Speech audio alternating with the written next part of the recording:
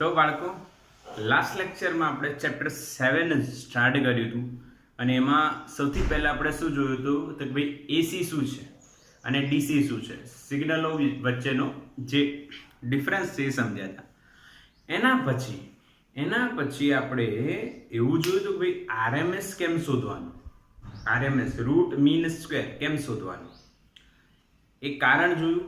અને ત્યારબાદ સરેરાશ મૂલ્ય શોધવાના બે સૂત્રો જોયા, જે ટ્રેડિશનલ જે આપણે પહેલેથી ફોલો કરીએ છીએ અને એક સંકલનવાળું જે આપણે આમાં યુઝ કરવાના છે. જે વિધેય સમય સાથે બદલાય એવા વિધેયનું સરેરાશ શોધવાની રીત પણ તમને કાલે મેં શીખવાડી હતી. અને બે વિધેયોના સરેરાશ આપણે શોધ્યા હતા. એક હતું સાઇનનું સરેરાશ કેટલું થાય, એક આવર્તકાળ પર 0. કોસનું સરેરાશ કેટલું થાય, એક આવર્તકાળ પર 0. એટલે તમે એક નોટ કરી લેજો માઇન્ડમાં અને નોટબુકમાં. સાઇન અને કોસનું એક આવર્તકાળ પરનું સરેરાશ મૂલ્ય હંમેશા 0 મળે છે. પાકો? બિલકુલ ક્લિયર કોન્સેપ્ટ છે. હવે આજે આપણે એ જ સરેરાશને આગળ વધારીએ અને એક્ઝામ્પલ લઈએ અને એ એક્ઝામ્પલમાં આપણે sin સ્ક્વેર ઓમેગા ટી નું સરેરાશ શોધીએ.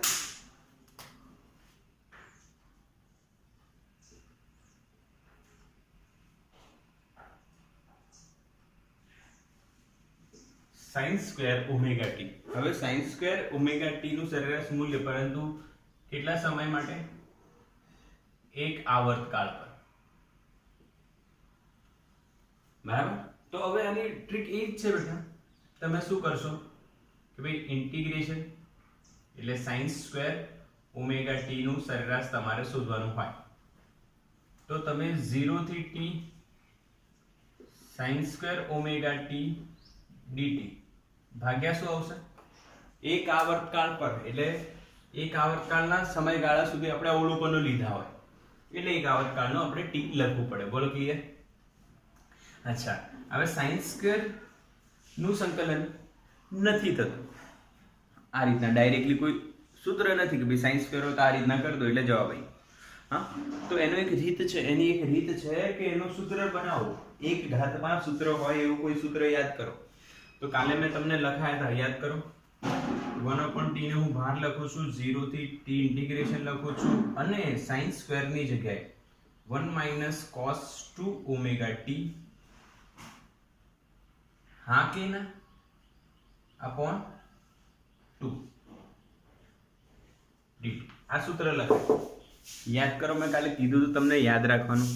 ભાઈ sin સ્ક્વેર હોય તો 1 - cos, cos સ્ક્વેર હોય તો 1 + cos, cos સ્ક્વેર હોત અહીંયા તો 1 પ્લસ થઈ જતું. પાક્કું? હા કે ના બેટા? ક્લિયર છે? સમજાયું કે નહીં? આપણે આ સૂત્ર યાદ જ રાખવાના છે. મેથેમેટિકલ ઇક્વેશન છે જે ટ્રિગ્નોમેટ્રી ત્રિકોણમિતિમાં આવતા હોય છે, આપણે યાદ રાખવાના છે. sin સ્ક્વેર બરાબર 1 - cos. સાબિતી બી પણ આપી શકાય. તમે ઓમેગા ટી ની જગ્યાએ કોઈ વેલ્યુ લઈ લો, કોઈ ખૂણો લઈ લો તો આન્સર આવી જશે. પરંતુ આપણે સાબિતી નથી જોવાની. તો 1/2t. હવે સંકલન કરવાનું. 2 અચળ છે, બહાર લઈ લીધા. 1 નું સંકલન શું થાય બેટા? t થાય માઈનસ cos નું સંકલન શું થાય? cos નું સંકલન માઈનસ sin કે પ્લસ sin? હા, cos નું સંકલન શું થાય? માઈનસ sin કે પ્લસ sin? ખબર હોવી જોઈએ. હા કે ના?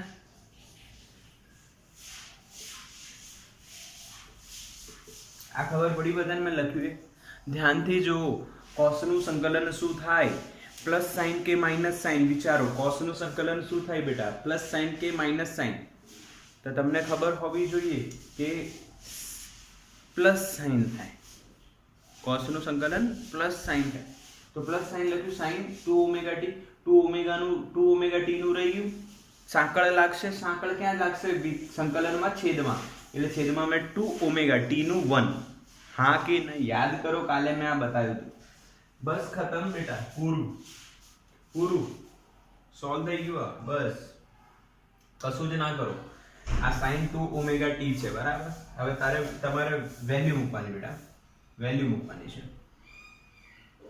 ટી પહેલા મૂકીશું અહીંયા ટી માઇનસ ધ્યાનથી સમજજો sin 2 ઇન્ટુ ઓમેગા ને લખું છું 2π/t સ્મોલ t ની જગ્યાએ વેલ્યુ મૂકવાની capital T upon 2 omega constant છે એઝ ઇટ ઇઝ રહેવા 2π/t લખવાની જરૂર નથી. ઓકે, આ પહેલો પદ લખ્યો માઇનસ પહેલી લિમિટ મૂકી, હવે નીચે 0 મૂકશો તો અહીંયા 0, આ માઇનસ માઇનસ પ્લસ અને અહીંયા સાઇન વેલ્યુ મૂકવાની જરૂર નથી કેમ કે t ની વેલ્યુ 0 છે, આખું 0 થઈ જશે અપોન 2 ઓમેગા. બોલો સમજણ પડી કે નહીં? આમાં સમજણ પડી બધાને? આ t કટ હા કે ના? જો પહેલા અપર લિમિટ મૂકી તો અહીંયા t અને અહીંયા કેપિટલ T મૂક્યા બંનેમાં, પછી માઇનસ કરીને 0 મૂક્યું તો આ માઇનસ છે એટલે માઇનસ માઇનસ પ્લસ થઈ જશે અને 0 તો 0, sin 0 0 એટલે આ પદ 0 i 0 જ છે. આ જો 2π * 2 એટલે 4π, sin 4π પણ 0 થાય તો i 0 થઈ ગયું. તો બચ્યો શું? ખાલી t 2t એટલે 1/2 આવ્યું.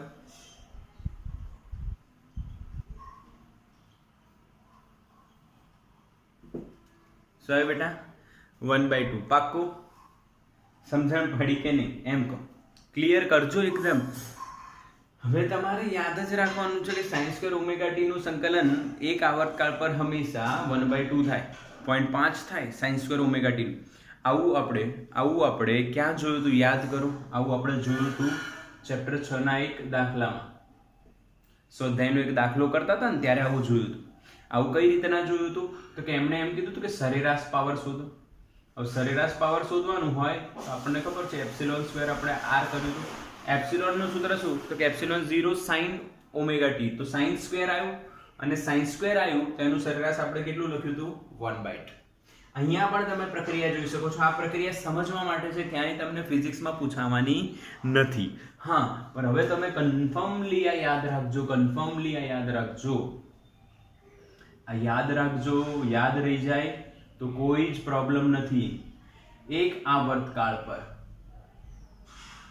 આ ખાસ નોંધ કરજો, એક આવર્તકાળ પર સાઇન નું સરેરાશ શું થાય, કોસ નું સરેરાશ શું થાય, સાઇન સ્ક્વેર નું સરેરાશ શું થાય અને કોસ સ્ક્વેર નું સરેરાશ શું થાય. તો આ કાલે જોયું હતું લાસ્ટ લેક્ચરમાં 0 0, આજે જોયું છે 1/2. અને કોસ નું તમે શોધી શકો છો. cos સ્ક્વેર લખશો, cos સ્ક્વેર 1 + cos 2. હા કે ના? 1 પ્લસ થશે, કોઈ ફરક નહીં પડે. હા કે ના? આ સ્ક્રીનશોટ લઈ લો, પછી હું તમને આની સાબિતી આપું. સ્ક્રીનશોટ લો, ચલો ફટાફટ, ચલો હમણાં સાબિતી આપું, પછી તમારે આટલું જ યાદ રાખવાનું છે. આ સાબિતી આપી દઉં. જો સાઇન ની જગ્યાએ હવે હું અહીંયા cos સ્ક્વેર કરી નાખું. cos સ્ક્વેર નું સંકલન કેટલું થાય એક આવર્તકાળ પર? તો અહીંયા cos આવી જશે. હવે cos સ્ક્વેર હોય ને તો ભાઈ અહીંયા પ્લસ થાય, બસ. અહીંયા માઇનસ જ રહે કે પ્લસ થઈ જાય? પ્લસ થાય. હવે પ્લસ થઈ ગયું ને ભાઈ. હવે લિમિટ મૂકવાની તો અહીંયા પ્લસ રહેશે, અહીંયા માઇનસ એઝ ઇટ ઇઝ અને અહીંયા પણ માઇનસ. પર કોઈ ફરક નહીં પડે ભાઈ, વેલ્યુ તો એ જ આવશે, આન્સર તો એ જ આવશે. હા કે ના? આ યાદ રાખવાનું નથી. આ બધું સોલ્યુશન યાદ નહીં રાખવાનું, તમને આવડે જ છે. આ તો આને યાદ નથી રાખવાનું. ખાલી મેં સમજાયું કે આ રીતના આવે બેટા. ઓકે, યાદ શું રાખવાનું છે? આ બેનું 0 થાય અને આ બેનું 1 થાય. 1/2 sin સ્ક્વેર એટલે sin અને cos નું 0 થાય અને sin સ્ક્વેર અને cos સ્ક્વેર નું 1/2 થાય. પરંતુ કેટલા સમયગાળા પર? એક આવર્તકાળ. કેટલા આવર્તકાળ પર બેટા? એક આવર્તકાળ પર. બોલો પાક્કું? હા કે ના? યસ. sin નું 0, cos નું 0, sin સ્ક્વેર નું 1/2, cos સ્ક્વેર નું 1/2. એક આવર્તકાળ પર sin નું સરેરાશ 0, cos નું સરેરાશ 0, sin સ્ક્વેર નું 1/2, cos સ્ક્વેર નું 1/2. સાબિતી બધાની બતાઈ છે, ખાલી તમારા યાદ હવે રાખવાના છે. પાક્કું? હા કે ના? ચલો ક્લિયર. આનું સ્ક્રીનશોટ લઈ લો બેટા. તો બેટા એક હવે એક્સ્ટ્રા ક્વેશ્ચન એવું કરાય આપણે બધાને આવડે એવું જ છે, ખાલી તમને પેટર્ન આવડી જાય છે એવું હું તમને કોન્ફિડન્સ ડેવલપ કરી આપું છું કે ભાઈ sin ઓમેગા ટી નું અર્ધચક્ર પર સરેરાશ મૂલ્ય શોધો. તમે શોધીને બતાવો મને. ઓકે, વિડિયો પોઝ કરી દો કાં તો તમે ચાલુ કરી દીધું. મેં તમને કીધું તું પહેલા, હા કે ના? કોઈ બી sin ઓમેગા કોઈ બી હોય ફંક્શન નું sin ઓમેગા ટી નું સરેરાશ તો 0 થાય છે, પરંતુ એક આવર્તકાળ પર. અહીંયા અર્ધચક્રનો મતલબ શું બેટા? જો આ પૂરું ચક્ર થયું. પૂરું ચક્ર કોને કહેવાય? એક શૃંગ આવે અને એક ગર્ત આવે તો એને પૂરું ચક્ર કહેવાય. આ પ્લસ હોય ને આ માઈનસ હોય તો જવાબ 0 આવતું હતું. પર અર્ધચક્ર પૂરું ચક્ર 0 થી t, અર્ધચક્ર ક્યાંથી ક્યાં હોય? 0 થી t/2. અર્ધચક્ર ક્યાં સુધી હોય? 0 થી t/2. તો તમે જે અર્ધચક્રની વાત કરો છો એટલે કે 0 થી t/2 આવર્તકાળ પૂરો t હોય તો અડધું t/2 થાય. બસ સિમ્પલ છે, રીત એ જ છે. sin ઓમેગા t નું સરેરાશ એટલે સંકલન 0 થી t/2 sin omega t dt upon t/2.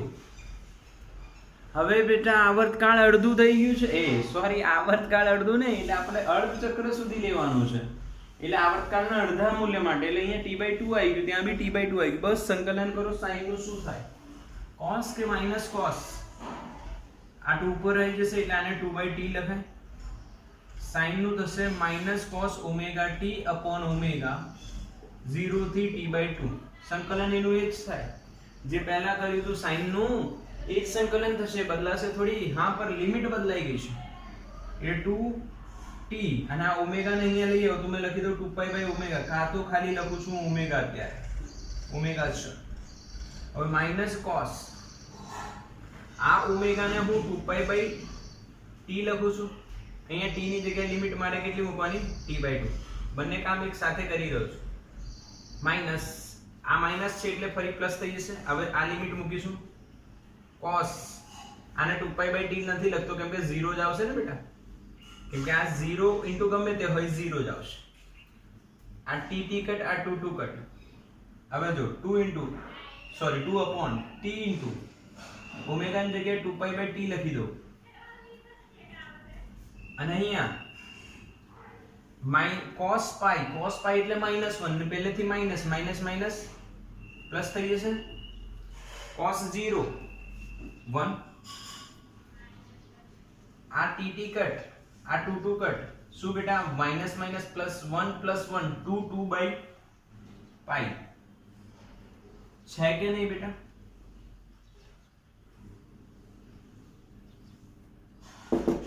હા કે ના? જવાબ 0 આવ્યો. જો તો ચેક કરો, 0 આવે છે જવાબ. હા કે ના બેટા? 0 આવ્યો ના, બદલાઈ ગયો જવાબ. 2/pi થઈ ગયું. 2/pi થઈ ગયું. ખબર પડી ટેકનિક? હા કે ના? મેં અહીંયા આવર્તકાળ નથી લીધું, એક આવર્તકાળ પર નહીં, અડધા ચક્ર પર, પૂર્ણ ચક્ર પર નહીં. મજા આવશે.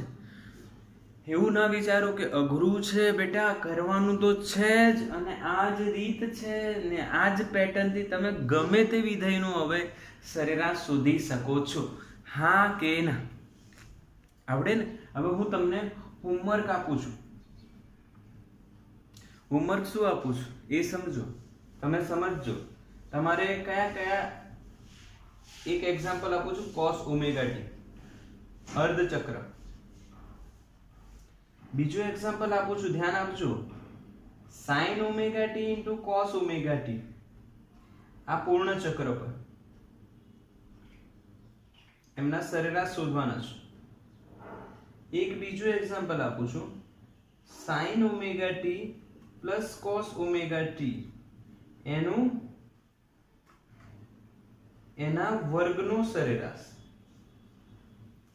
એ બી પૂર્ણ ચક્ર પર. ક્લિયર? આ 3 એક્ઝામ્પલ તમારે કરવાના છે. કાલે મને તમારે આના આન્સર્સ કહેવાના છે. પેટર્ન આ જ રહેશે. હા, પણ અહીંયા sin into cos એટલે એનું સૂત્ર લાગશે. હિન્ટ આપું છું, s into c.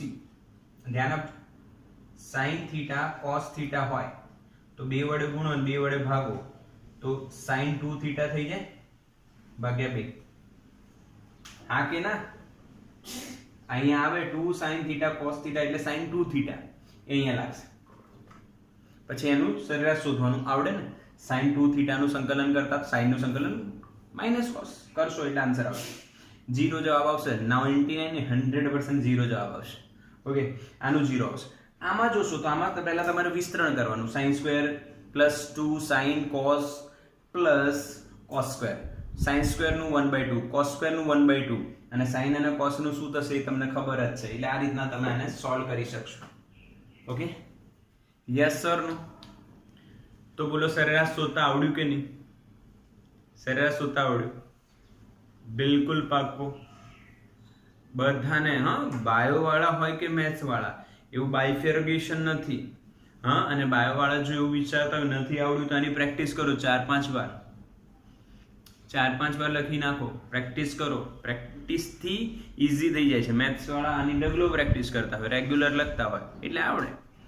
એટલે અઘરું કશું જ નથી. માઇન્ડમાંથી સાયકોલોજી તમારી જે બનાવેલી છે ને એને ચેન્જ કરી દો. એકદમ ઈઝી છે બેટા, કરવાનું જ છે ને આપણે જ છે. ઓકે, ટ્રીક છે, તમે ફોલો કરો. સ્ક્રીનશોટ લઈ લો ને.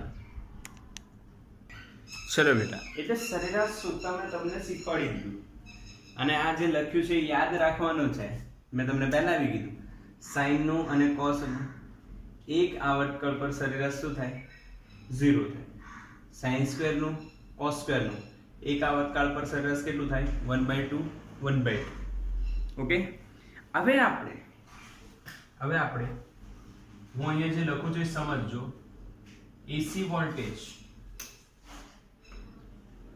એસી વોલ્ટેજ જે આપણે આ ચેપ્ટરમાં ભણવાના છે, V બરાબર Vm sin ઓમેગા t. આ તો ખબર જ છે ને. V એટલે વોલ્ટેજ, Vm એટલે એ વોલ્ટેજનું મહત્તમ મૂલ્ય. sin ઓમેગા t શું દર્શાવે છે? સાઇનુસોઇડલ વિધેય, જે વિધેય પ્રમાણે વોલ્ટેજનું મૂલ્ય બદલાઈ રહ્યું છે. હવે આનું સરેરાશ શોધશો તો જવાબ 0 આવશે, કેમ કે sin નું સરેરાશ શું થાય? 0 થાય. પણ આપણે એસી વોલ્ટેજ માપવાનું છે તો કયું મૂલ્ય શોધવાનું? બોલો, યાદ કરો. એસી વોલ્ટેજ માપવાનું હોય બેટા તો કયું મૂલ્ય શોધવાનું? સરેરાશ કે બીજું કંઈ આપણે શીખ્યા? મેં તમને કંઈક બતાવ્યું. સરેરાશ 0 આવશે, પણ વોલ્ટેજ તો આવી રહ્યા છે તો કયું મૂલ્ય શોધવાનું? યાદ કરો. Yes, right answer RMS. આનું RMS મૂલ્ય શોધો. RMS મૂલ્ય શોધવું એકદમ સરળ છે. પહેલા વર્ગ કરવાનો, પછી એનું સરેરાશ કરવાનું, પછી છેલ્લે વર્ગમૂળ લઈશું. તો પહેલા વર્ગ કરીએ. ધ્યાન આપજો. Vm square sin square omega t અને એનું સરેરાશ શોધીએ. હવે Vm સ્ક્વેર તો અચળ છે, એને બહાર લઈ લો બેટા. બચ્યું કોણ? sin square omega t. sin square omega t નું સરેરાશ કેટલું? 1/2 એટલે Vm સ્ક્વેર બાય 2 લખાઈ જશે. આ વર્ગનું સરેરાશ આવી ગયું. ક્લિયર? હવે RMS મૂલ્ય લખીએ, જેને આપણે VRMS અથવા એને કેપિટલ VB લખાય. આ ધ્યાન આપજો, VRMS ને કેપિટલ V પણ લખાય છે બેટા. અને એનું સૂત્ર થશે V સ્ક્વેર નો સરેરાશ અને એનું વર્ગમૂળ. RMS એટલે રૂટ મીન સ્ક્વેર. સ્ક્વેર કરો, મીન શોધો અને રૂટ લો. તો રૂટ લઈએ, આ શોધેલું જ છે. આનું વર્ગમૂળ લેવાનું એટલે Vm ભાગ્યા √2. તો આ થયું વોલ્ટેજનું RMS મૂલ્ય. હવે તમે 1/√2 કરો ને તો યાદ રાખવામાં કોઈ પરેશાની નથી. તમે આ યાદ રાખી શકો છો. 1/√2 ની વેલ્યુ છે 0.707. 1/√2 ની વેલ્યુ કેટલી છે બેટા? 0.707. બોલો, આવડ્યું? વોલ્ટેજનું RMS મૂલ્ય, એસી વોલ્ટેજ, આનું RMS મૂલ્ય. હા, પર આ કેટલા આવર્તકાળ પર ભાઈ? આ ખાસ નોંધ કરજો, એક આવર્તકાળ પર આપણે સંકલન કરેલું છે. આ જે શોધ્યું છે એ બધું એક આવર્તકાળ પર. અર્ધચક્ર કીધું હોય તો પછી તમારે સોલ્વ કરવાનું.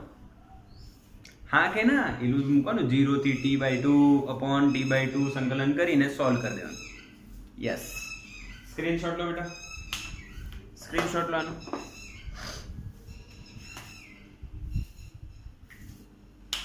ડન.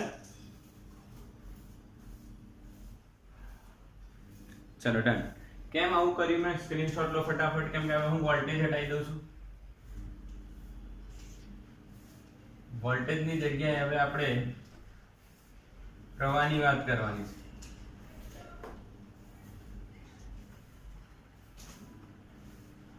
તો તમને દેખાશે મેં ખાલી V હટાવ્યું છે, બાકી બધું રહેવા દીધું. મેં ખાલી શું હટાવી દીધું? V. એસી પ્રવાહ I બરાબર Im sin ઓમેગા t નું એક કાળ પર RMS મૂલ્ય. પ્રક્રિયા એની જ.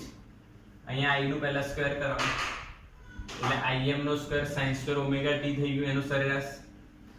Im નો સ્ક્વેર 12 આવી જશે.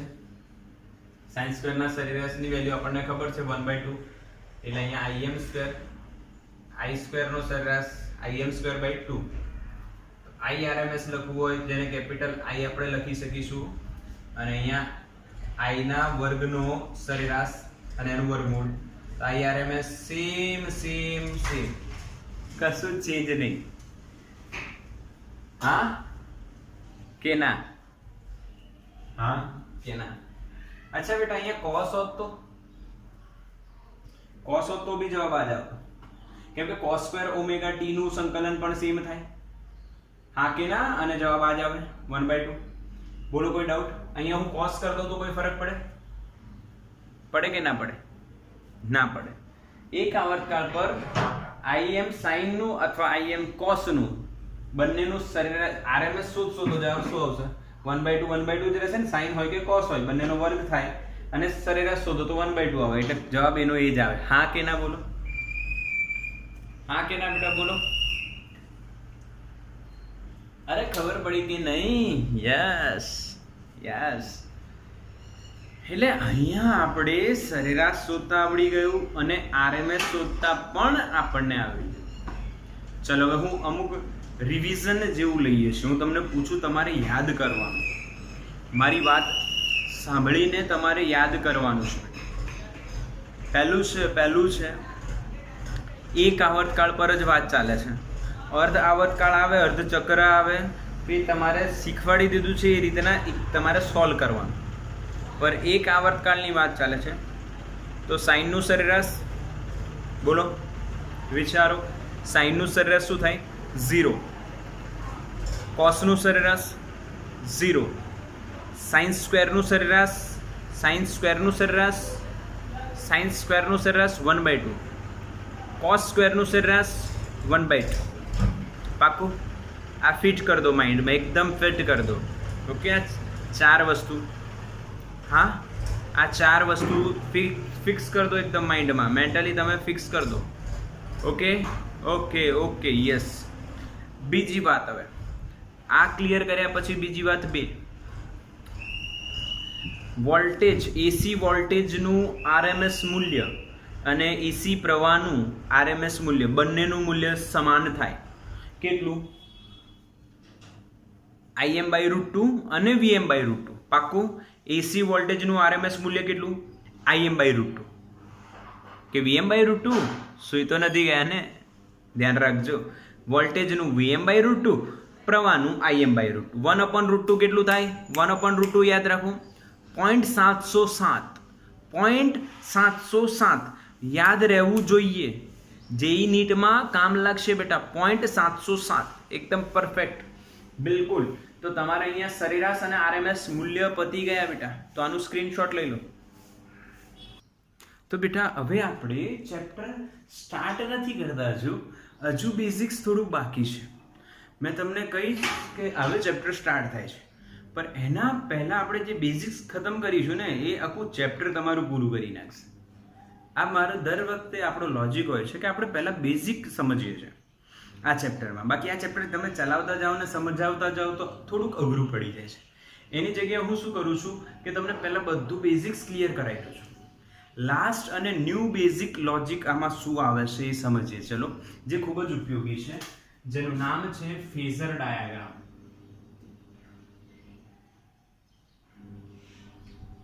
મેં તમને પહેલા દિવસે એટલે કે કાલે નોટ્સ લખાઈ હતી, એમાં ફેઝર ડાયાગ્રામ બી તમને કીધું હતું. હવે ફેઝરનો અર્થ શું એ તમને કહી દઉં. ઘૂમતો સદિશ, ઇંગ્લિશમાં એને કહેવાય rotating vector.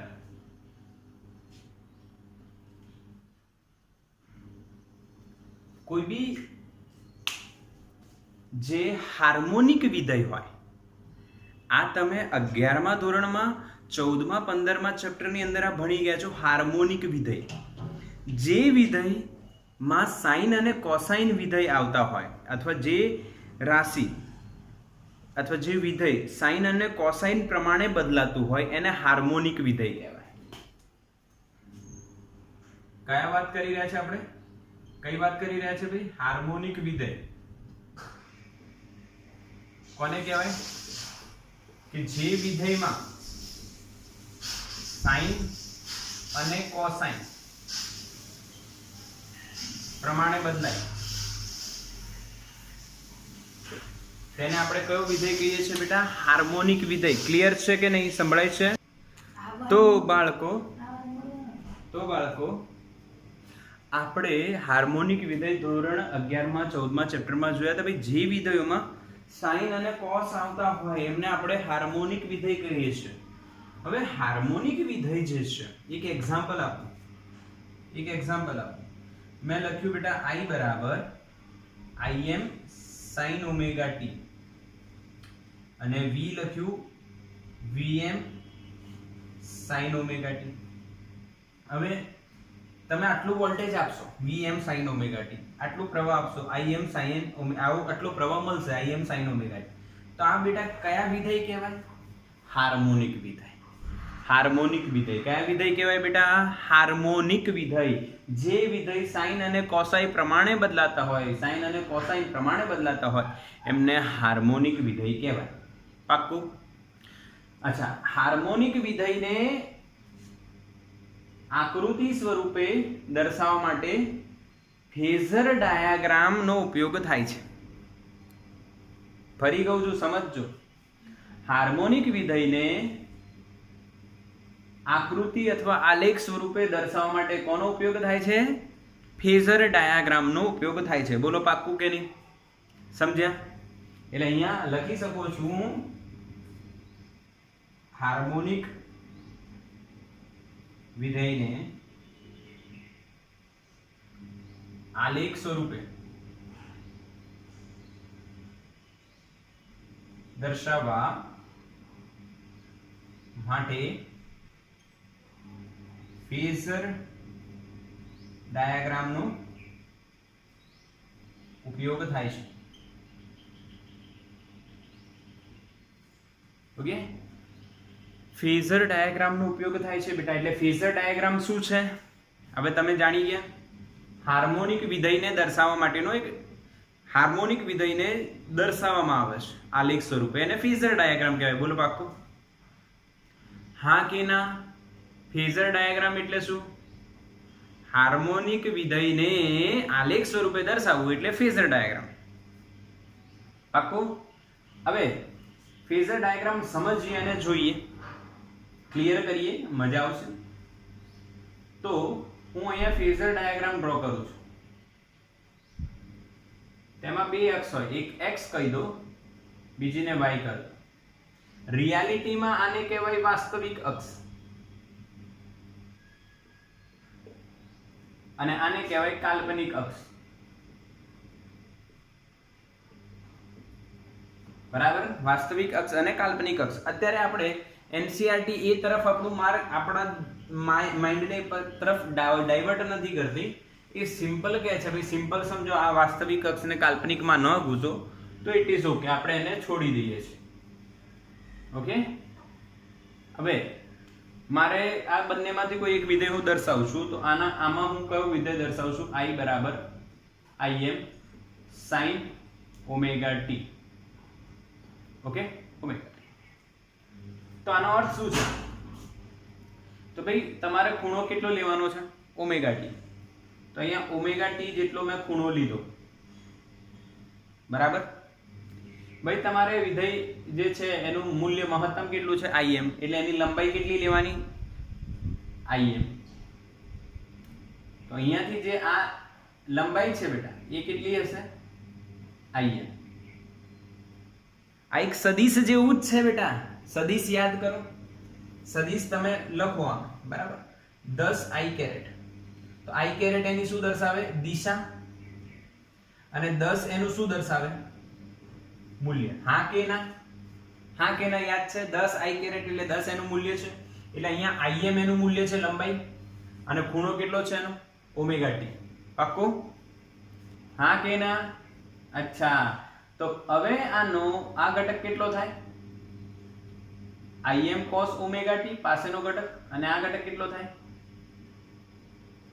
Im sin omega t. આવી ગયું? આવી ગયું કે નહીં બેટા? હા કે ના? Im sin ઓમેગા t, અને આ બાજુ હોય તો Im cos ઓમેગા t. હવે જો, હવે ધ્યાન આપજો, હવે મારી વાત સમજજો. આને હટાઈ દઉં છું. અહીંયા સમજો મારી વાત, હું શું કહેવા માંગુ છું. આ જે મેં દોર્યું હાર્મોનિક વિધેય I, એ આ થયો. ઓકે, આને ખરેખર હવે દર્શાવાય કઈ રીતના એ સમજો મારી વાત. આને દર્શાવાય આ રીતના, કેપિટલ I. હા, આને કહેવાય ફેઝર. હા કે ના? આને ફેઝર કહેવાય. આને શું કહેવાય? ફેઝર. આ એનો કયો ઘટક? Im sin omega t. કયો ઘટક થાય એનો? y ઘટક, ઉધ્વ ઘટક. અહીંયા x ઘટક. હવે તમે અહીંયા જુઓ બેટા, તમે અહીંયા જુઓ, જેમ સમય વધતો જશે, જેમ સમય વધતો જશે તેમાં ખૂણાનું મૂલ્ય વધતું જશે ને. અત્યારે માની લો 1 છે એટલે અહીંયા છે, પછી 2 3 4 5 6 7 8 9 10 આમ વધતું જશે. એટલે આ સમય સાથે ફરતું જશે. હા કે ના? એટલે એને કયો સદિશ કહેવાય? કયો સદિશ કહેવાય બેટા? ઘૂમતો સદિશ. કયો સદિશ કહેવાય? ઘૂમતો સદિશ. ફેઝર કહેવાય. એને શું કહેવાય? ફેઝર કહેવાય. ક્લિયર છે? સ્ક્રીનશોટ લાવવાનો, ફરી સમજાવું છું. યસ, ક્લિયર છે? અચ્છા, હવે તમે સમજ્યા કે ફેઝર શું છે? ફેઝર એક સદિશ છે જે ઉગમ બિંદુની સાપેક્ષે, અહીંયા ઉગમ બિંદુ આવે એની સાપેક્ષે સતત ફરતો રહે છે. એટલે જ એને કયો સદિશ કહેવાય? ઘૂમતો સદિશ. જો કે I અને V એ સદિશ નથી. મારી વાત સમજજો. I અને V સદિશ નથી, પરંતુ એમના હાર્મોનિક વિધેય જ્યારે આપણે લઈએ, આ હાર્મોનિક વિધેય કહેવાય. એમનો ખૂણો સતત બદલાય એટલે સમય સાથે એ લોકો ઘૂમતા રહે છે, અને ખૂણો બદલાય એટલે દિશા બદલાય, એવું કહી શકાય. એવું કહી શકાય. એટલે એમને ઘૂમતો સદિશ કહેવાય. સદિશ કહેવાય. જો અહીંયા નોટ કરજો, I અને V સદિશ નથી. I અને V સદિશ નથી. બોલો પાક્કું? કઈ રીતના તમારે ફેઝર ડાયાગ્રામ દોરવો, બોલો આવડ્યું કે નહીં બેટા? હા કે ના? આનું સ્ક્રીનશોટ લીધું? આનું સ્ક્રીનશોટ લો, પછી હું V નું ફેઝર દોરીને બતાવું. V નું ફેઝર દોરીને બતાવું. એક વાત સમજજો મારી. થઈ ગયું? Okay, done. હવે જો અહીંયા જોજો, ધ્યાન આપજો બેટા. મારી વાત સમજજો. હું અહીંયા એક બીજો ફેઝર ડાયાગ્રામ ડ્રો કરું છું. V બરાબર Vm sin ઓમેગા t. તો મારે શું કરવાનું? મારે શું કરવાનું બેટા? તમને ખબર જ છે, x અને y. આને વાસ્તવિક અક્ષ કહેવાય અને કાલ્પનિક અક્ષ કહેવાય. અચ્છા, કેટલો ખૂણો લેવાનો? વાસ્તવિક અક્ષ એટલે x અક્ષ સાથે ઓમેગા t નો ખૂણો લેવાનો. મૂલ્ય કેટલું લેવાનું? ઓરિજિન થી Vm જેટલું મૂલ્ય લેવાનું. અને આને દર્શાવવાનું શું? કેપિટલ V, જેને ફેઝર કહેવાય. જેને શું કહેવાય? ફેઝર. પાક્કું દોરતા આવડ્યું? હા કે ના? बोलो हाँ के ना बेटा, हाँ के ना बोलो, यस और नो, यस, बिल्कुल સિમ્પલ. હવે આનો x ઘટક શું થાય? આનું મૂલ્ય કેટલું? vm સ્મોલ માં vm આનું મૂલ્ય તાસ થશે vm cos ઓમેગા t ખૂણાનો પાસેનો ઘટક, અને આ ઘટક થશે vm sin ઓમેગા t. બોલો આવડ્યું કે નહીં? બોલો પાક્કું બેટા, ક્લિયર? અરે આવડી ગયું? हाँ के ना बोलो बेटा, हाँ के ना. अच्छा, बिल्कुल क्लियर कर दो, बिल्कुल क्लियर. कोई डाउट हो तो મને કહો. अच्छा, આની સામે હું તમને એવું કહું કે v નું ઓમેગા d ની સાપેક્ષે આલેખ દોરીએ આપણે. તો 0 ખૂણો છે, ઓમેગા t એટલે ખૂણો બેટા. તો 0 પછી કયો આવે? π/2, પછી પાઈ 3π/2 અને છેલ્લે 2π. આ હું કયો ફેઝર જ દોરી રહ્યા છે, હાર્મોનિક વિધેય જ છે, પરંતુ આલેખ સ્વરૂપે. અને આને ફેઝર ડાયાગ્રામ કહેવાય, જેમાં તમારે એક સદિશ ઘૂમતો સદિશ બતાવવાનો ખૂણા સાથે. હવે અહીંયા દોરી આનું આ જ, તો કઈ રીતના દોરાય બોલો? તો એનું મહત્તમ મૂલ્ય કેટલું જાય? vm, અને ઋણ દિશામાં -vm. આ તો આવડે છે ને, મેં શીખવાડ્યું છે. હા કે ના બોલો ચેપ્ટર 6 માં. અરે ચેપ્ટર 6 માં શીખ્યા છો, બોલો હા કે ના? Yes yes. sin 0 0, sin 91 એટલે vm મળશે, sin 91 એટલે vm મળશે, sin pi 0, sin 3π/2 -1, sin 2π 0, અને તમને આ મળી ગયું. આવો આપણને આલેખ આવડે. આ vm sin ઓમેગા t અને આ બી vm sin ઓમેગા t, પરંતુ આ ફેઝર ડાયાગ્રામ કહેવાય. અને આને કહેવાય v વિરુદ્ધ ઓમેગા t નો આલેખ. અને કહેવાય v વિરુદ્ધ ઓમેગા t નો આલેખ. બંને એક જ વસ્તુ દર્શાવે છે. હા કે ના? પર આમાં આપણે કયો ઘટક લીધો છે? ખાલી vm sin, કેમ કે vm sin આપણને નહીં આપેલું છે એટલે. પાક્કું? આવડે કે નહીં? આવડે કે નહીં? હવે બોલો હા કે ના? યસ. સ્ક્રીનશોટ લો બેટા. હવે બેટા તમારે બધાને ફેઝર ડાયાગ્રામ કમ્પ્લીટ થઈ ગયું? હા. અચ્છા, એક નાની વાત હવે આપણે જોઈશું કે જ્યારે આપણે આ ચેપ્ટર સ્ટાર્ટ કરીશું ત્યારે આપણને એક વસ્તુ અંદર જોવા મળશે, જેને આપણે કળા તફાવત કહીશું. જેને આપણે શું કહીશું? કળા તફાવત. તે કળા તફાવત શું છે એ સમજી લઈએ પહેલા. ઓકે, 5 મિનિટ લાગશે, 5 મિનિટ લાગશે બેટા, અને કન્સેપ્ટ પૂરો ક્લિયર થઈ જશે. કે કાલે જ સમજીએ સારી રીતના. કાલે જ સમજીએ. ઓકે, પછી ટાઈમ ઓવર થઈ જશે, તો કાલે સમજીશું. ઓકે, હવે તમારું શું પાક્કું થયું બેટા એ નોટ કરો પહેલા. શું પાક્કું થયું? હવે આપણે કાલે કળા તફાવત જોઈશું અને ચેપ્ટર સ્ટાર્ટ કરી દઈશું. હજુ ચેપ્ટર આપણું કંઈક સ્ટાર્ટ નથી થયું, ચેપ્ટરમાં હજુ સ્ટાર્ટ કરવાનું બાકી છે. બટ આપણે જે જોયું છે એ ખાસ નોંધ કરજો, નોટ્સ બનાવજો એની બરાબર. અને આજે સાંજે ટેસ્ટ છે એ ખબર છે ને તમને? તો એની તૈયારી કરો. ઓકે.